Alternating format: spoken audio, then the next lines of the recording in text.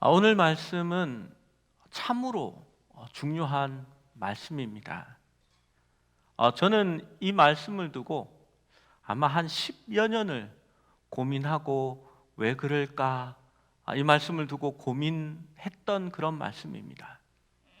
그리고 이 말씀을 이렇게 따로 이렇게 설교하는 것은 또한 처음입니다. 우리가 이 문제에 대해서 성경을 잘 살펴보고 정말 이 말씀이 그런가 하는 마음으로 한번 보았으면 좋겠습니다. 저는 이 말씀에 불안한 조짐이라는 제목을 붙였습니다. 많은 사람들이 이 구절을 기도원의 승리다, 기도원의 인간됨이 드러난다, 그가 결단을 가지고 참으로 용맹한 사람이다, 이제 그의 모습이 바뀌었다라고 좋은 쪽으로 이야기합니다. 그런데 저는 기도원의 이 모습을 볼 때 무언가 이상하고 빗나가고 있다라는 생각을 하게 됩니다. 먼저 6장 35절의 말씀에 보면 기도원이 또 사자들을 온 므낫세에 두루 보내매 그들도 모여서 그를 따르고 또 사자들을 아셀과 스불론과 납달리에 보내매 그 무리도 올라와 그를 영접하더라 라고 기록합니다. 여러분, 무언가 이상하지 않습니까? 하나님이 기도원에게 전쟁은 네가 하는 것이 아니라 내가 하는 것이다, 승리를 주는 것은 너희가 아니고 나다라는 것을 깨닫게 하기를 원했습니다. 그래서 영광을 사람들이 가져가는 것을 원하지 않았기 때문에 내가 싸워서 이겼다 할 것 같아서 하나님은 이스라엘 백성들을 다 돌려보냈습니다. 그래도 사람들이 남았을 때에 물을 먹게 하고 물 먹는 모습으로 마지막 300명을 남겨두었습니다. 여러분, 300명이 왜 남았습니까? 그들이 용맹해서 남았습니까? 그들에게 남과 다른 전쟁의 훈련을 받았기 때문에 그들이 거기에 남았을까요? 하나님께서는 너희가 이길 가망이 없다라는 것을 나타내기 원하셨습니다.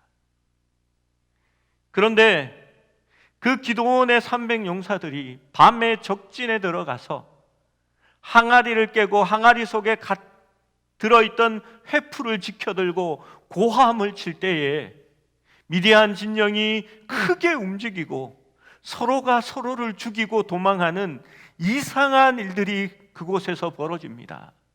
하나님이 하셨기 때문입니다. 그리고 미디안이 도망가기 시작합니다. 그러면 기도원과 그 300명의 군사들은 하나님의 뜻을 끝까지 지키는 것이 중요합니다. 그런데 기도원이 하나님의 말씀을 이제 따르지 않습니다. 기도원은 즉각 므낫세의 사람을 보내어서 그들을 모아서 그들이 자기를 따르게 만듭니다. 그리고 사자들을 다시 주변에 있는 족속 아셀과 스불론과 납달리로 보내어 그 무리도 올라와 자기를 영접하고 자기를 따를 것을 이야기합니다. 여러분, 여기서 문제의식을 가져야 하지 않을까요? 그들에게 기별을 하고 그들을 전쟁에 끌어들이는 것이 옳았을까요? 하나님은 300명의 용사를 남겨놓았습니다. 그리고 그 용사들을 통하여 전쟁이 하나님께 달려있다는 것을 알게 하시기를 원했습니다. 채 하루가 지나지 않았습니다. 그런데 기도원은 가장 가까운 자기 족속 지파를 먼저 부르고 이웃 족속의 지파를 먼저 부르는 것입니다. 승기를 잡았으니까 이참에 이겨야 된다고 생각했기 때문입니다. 수단과 방법을 가리지 않고 전쟁을 끝내는 것이 좋다고 생각했을 것입니다. 그래서 불안한 조짐이 시작된 겁니다.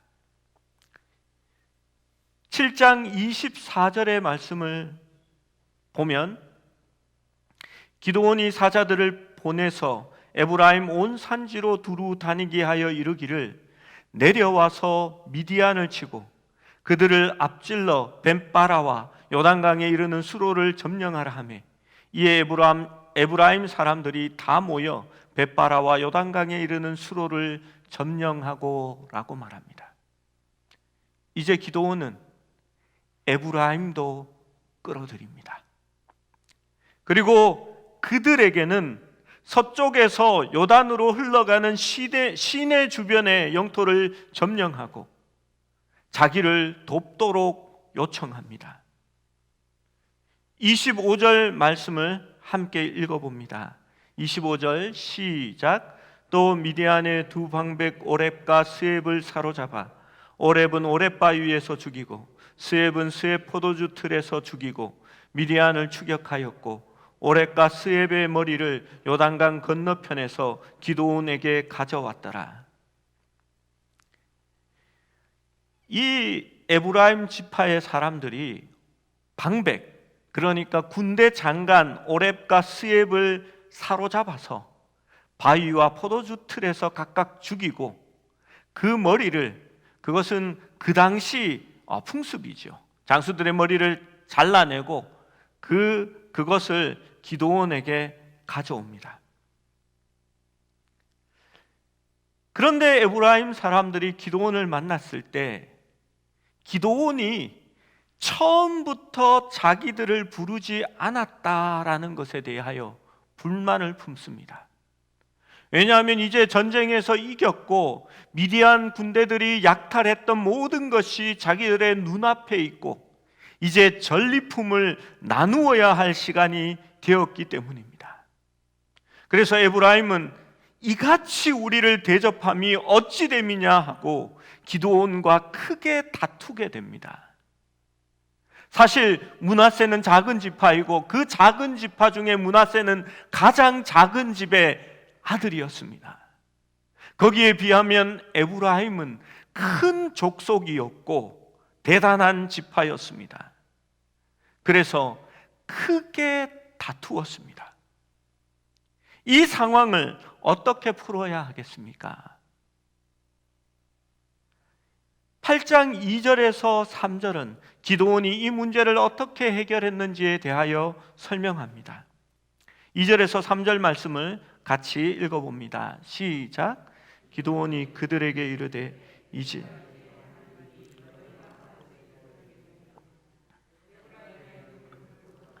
아비에셀의 만물 포도보다 낫지 아니하냐?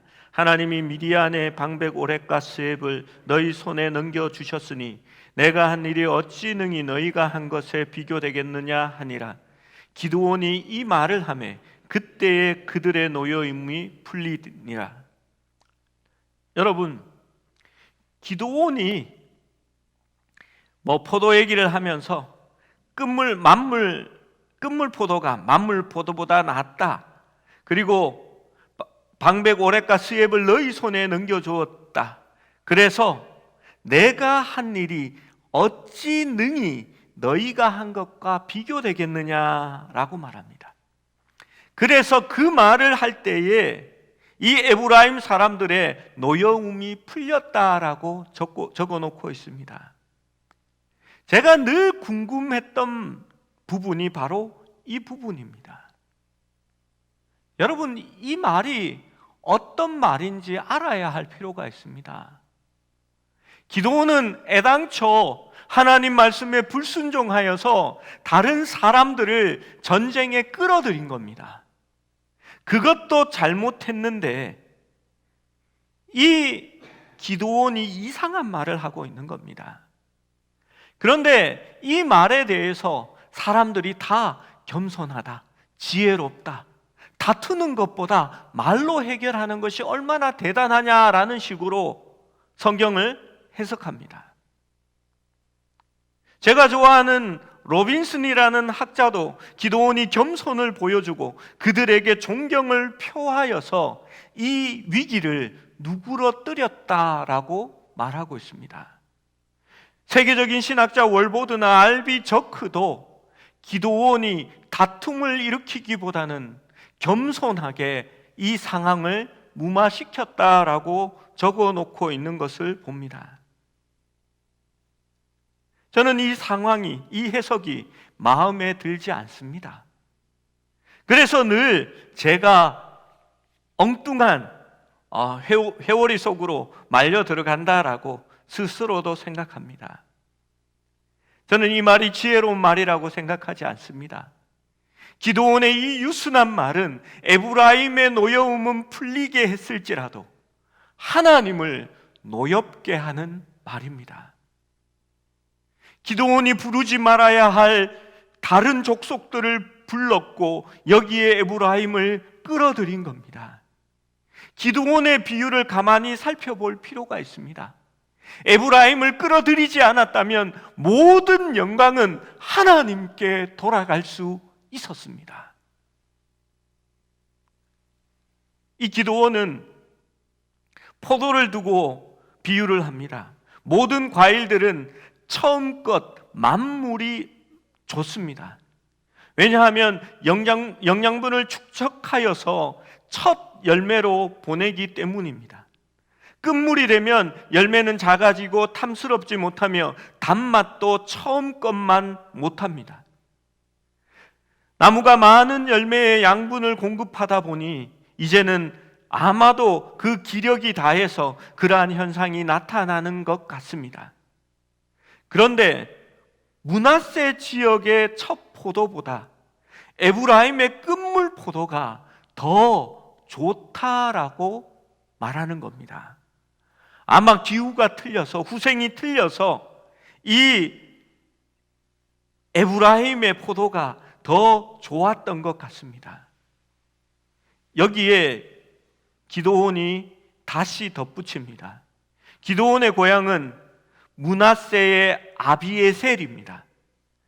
에브라임의 끝물 포도가 아비에셀의 만물 포도보다 낫다라고 말하면서 하나님이 미디안의 방백 오렉과 스앱을 너희 에브라임에게 넘겨주었으니 기드온이 처음 한 일, 만물 포도와 같은 미디안과의 최초의 지난밤의 승리와는 비교할 수 없는 일이다라고 하면서 에브라임을 높여줍니다. 그리고 그때에 이 기드온이 무엇라고 얘기했냐 하면 내가 한 일이라고 이야기했습니다. 기드온이 300명의 오합지졸의 군사로 미디안을 이긴 일이 기드온이 한 일입니까? 하나님께서는 이렇게 말하지 못하게 하려고 다 보내고 300명을 남겨놓으신 것이 아닙니까? 많은 사람들이 목적이 이끄는 삶을 살아야 한다라고 말합니다. 그러나 그 목적은 결과나 이기기 위한 목적이 아니라 오늘도 순종하면서 살아가는 것이 목적이 되어야 하는 것입니다. 여러분, 기드온의 300용사는 이길 가능성이 없다라는 뜻입니다. 그리고 하나님만이 영광을 받게 하기 위해서 남겨놓은 백성이었습니다. 그런데 기드온이 무엇라 얘기합니까? 내가 한 일, 내가 승리한 일이 라고 말합니다. 그리고 방백 둘을 죽인 이 에브라임의 한 일은 내가 한 일보다 더 훨씬 큰 일이라고 그 영광을 에브라임에게 주어버리고 말았던 것입니다. 그것을 하나님이 원하셨습니까? 하나님은 처음부터 그것을 막기 원하셨던 일이었습니다. 여러분, 가장 중요한 일이 있습니다. 제가 성경책 안쪽에 적어 놓았다라고 말씀드리는 이야기가 있지요. 나는 하나님의 영광을 도둑질하며 살았습니다. 저는 그것이 저 고백이라고 생각합니다. 그리고 이제는 도둑질하지 말아야 한다라고 생각합니다.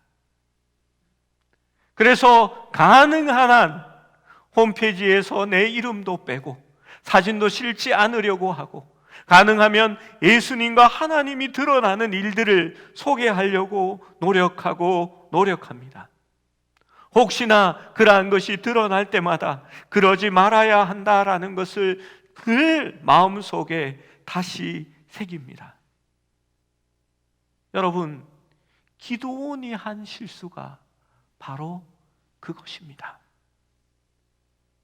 그는 하나님의 영광을 훔쳐갔을 뿐만이 아니라 그 영광을 다시 에브라임에게 돌리고 있는 것입니다. 여러분, 위기를 모면하는 것도 중요합니다. 평화를 유지하는 것도 중요합니다. 그러나 그것보다 더 중요한 일이 있습니다. 영광을 하나님 앞에 돌리는 일입니다. 하나님이 자신의 영광을 가져갈 수 있다면 우리는 낮아질 수도 있어야 합니다. 때로는 핍박받을 수도 있어야 합니다. 끝까지 싸울 수도 있어야 합니다. 8장 4절에서 9절 말씀을 보면 이스라엘 지원군들이 달아나는 미디안 사람들 중 많은 사람들을 파괴했지만 미디안 왕 세바와 살문나를 포함한 상당한 무리가 요단강 건너 남동쪽으로 도주하고 있습니다. 기드온과 300명 용사는 이스라엘 성읍 숫곳 사람과 브니엘 사람들에게 먹을 것을 구하고 있습니다. 여러분, 숫곳과 브니엘은 미디안 마을이 아닙니다. 이방 족속이 아닙니다. 이들은 그들의 형제 갓 지파의 이스라엘 족속입니다. 여러분, 한번 지도를 보시면요,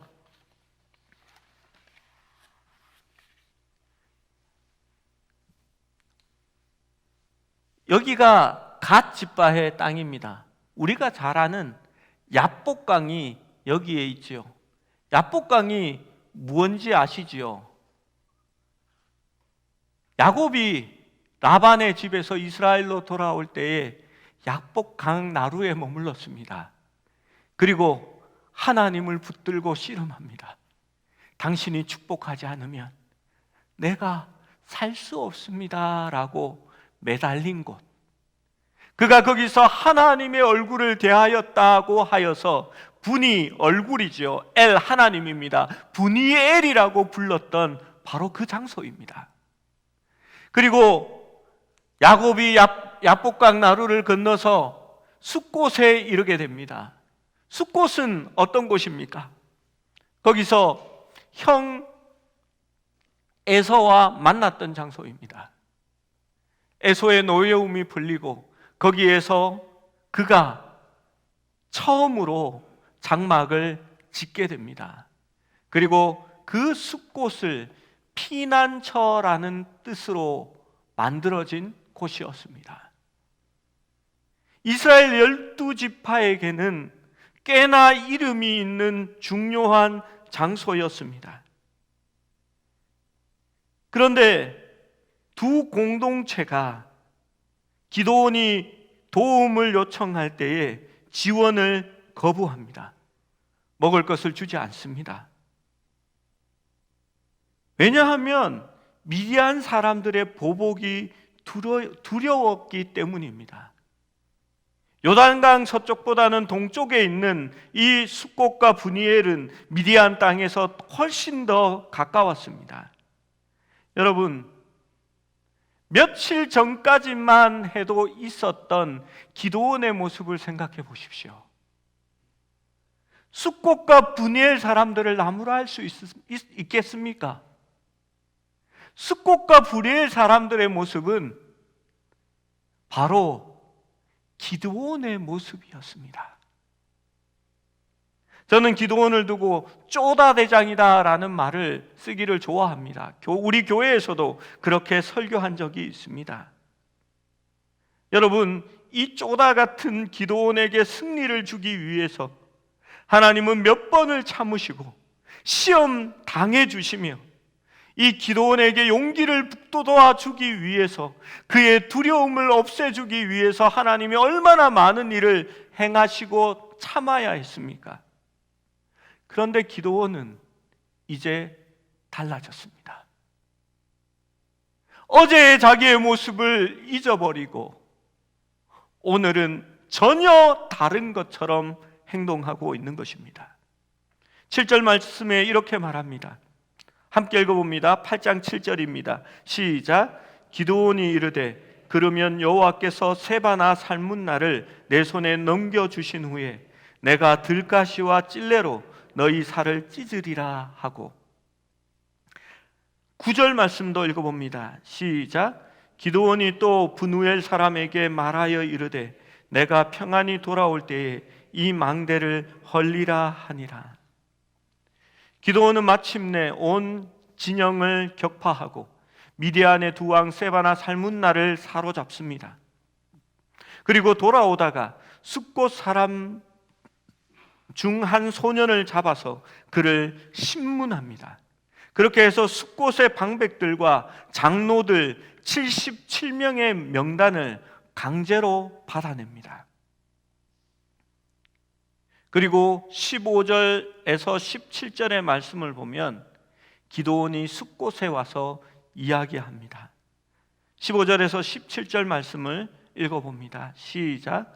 기드온이 숫꽃 사람들에게 이르되 이를 말하되 너희가 전에 나를 희롱하여 이르기를 세바와 살문나의 손이 지금 내 손 안에 있다는 거냐? 어찌 우리가 내 피곤한 사람들에게 떡을 주겠느냐 한 그 세바와 살문나를 보라 하고 그 성읍의 장로들을 붙잡아 들가시와 찔레로 숫꽃 사람들을 징벌하고 누엘 망대를 헐며 그 성읍 사람들을 죽이니라. 여러분, 미디안과 전쟁을 하면서 기드온과 300용사까지는 하나님의 전쟁이었습니다. 하나님이 하셨다라고 기록합니다. 그리고 하나님은 직접 기드온에게 말씀하시고 나타나셔서 그를 인도해 가셨습니다.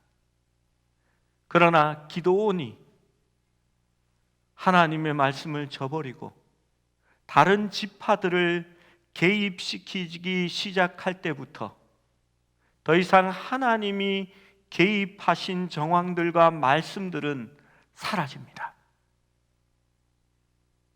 여러분, 기드온의 이야기에서 그 순간부터 더 이상 하나님의 말씀이, 하나님의 임재가 기드온에게 없습니다. 그리고 그때부터는 여호와의 전쟁이 아니라 기드온의 전쟁이 되어버렸습니다. 이때부터 기드온의 겸손과 유약함은 완전히 사라집니다. 그는 하나님의 말씀과 영광을 내세우기보다는 강한 자에게는 외교적인 타협을 하고 약한 자들에게는 위협으로 지원을 요구하며 자기를 따르지 않을 때에 보복하는 사람이 되어집니다. 그리고 기드온의 초기 단계와는 대조적으로 이제 그가 하는 일에 하나님이 관여하시는 언급은 더 이상 성경에 나타나지 않습니다. 그리고 18절에서 19절에 마침내 기드온이 세바와 살문나를 그렇게 추격한 이유가 드러납니다. 세바와 살문나가 이전 다볼 전투에서 그의 형제들을 죽였고 기드온은 개인적인 복수를 원한 것이었습니다. 하나님의 전쟁이 기드온 개인의 전쟁이 되었음을 말하는 것입니다. 기도원의 마지막 사건을 보면 성경이 무엇을 의도하고 있는지 깊이 알 수 있을 것입니다. 여러분, 기도원에게 하나님의 사자가 나타나 확인하는 모습을 한번 생각해 보십시오. 지팡이를 대고 재물을 사르는 불을 보여줍니다. 그런데 뜻밖에도 지팡이에서 불이 나오는 것이 아니라 반석에서 불이 나오고 있습니다. 여러분, 하나님의 사자가 지팡이를 대면 지팡이에서 불이 나올 것 같지 않습니까? 흔히 그렇습니다. 그런데 왜 지팡이를 사용했을까요? 불이 나오는 반석까지 시선을 옮겨가도록 만들어주는 것입니다. 그런데 우리는 여전히 지팡이를 기대합니다. 마치 지팡이가 불을 일으킨 것처럼 말하고 생각합니다. 여러분, 그냥 지팡이는 불이 일어나는 곳을 가리킨 것 뿐입니다. 그리고 불이 일어난 다음에는 지팡이는 빠져야 합니다. 기드온의 전쟁 이야기에서 미디안의 군사는 완전한 성공의 조건을 가졌습니다. 그는 연합했고 많은 무기와 약대를 가지고 쳐들어왔습니다. 그리고 그 수가 모래와 메뚜기 같이 많았습니다. 그런데 쪼다 대장 기드온은 승리할 아무런 조건이 없었습니다. 그런데 기드온은 승리합니다. 그러자 우리는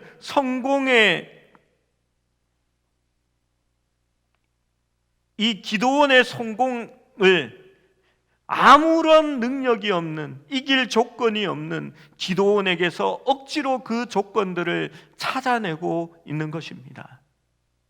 그것을 위인적으로 성경을 잘못 보는 한 애가 되는 것입니다.